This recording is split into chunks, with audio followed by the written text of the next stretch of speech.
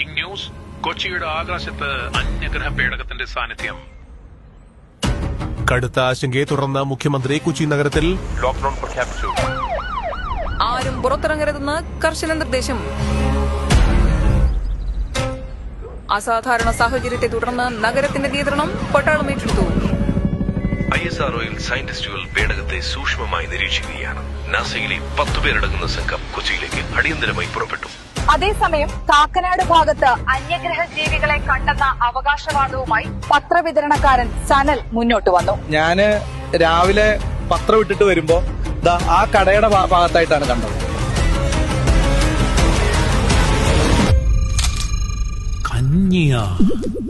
അന്യഗ്രഹ ജീവികളുടെ കഞ്ഞിപ്രേമത്തിന്റെ കാരണം തേടി ശാസ്ത്രലോകം.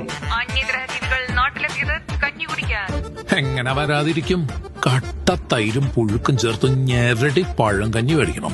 ചെമ്മീ ചമ്മത്തി കൂട്ടി കഞ്ഞിയൊരു പിടിപിടിച്ചാലെന്തല്ല മോളെ. നാസയിൽ നിന്നുള്ള പ്രത്യേക സംഘം ജീവികളുമായി സംവദിക്കാനുള്ള ശ്രമം തുടരുന്നു. Who put Kanji love in your hearts? നെല്ലിക്ക, പയർ കഞ്ഞി, തൈര് കഞ്ഞി, നെല്ലിക്ക സ്പെഷ്യൽ കഞ്ഞി.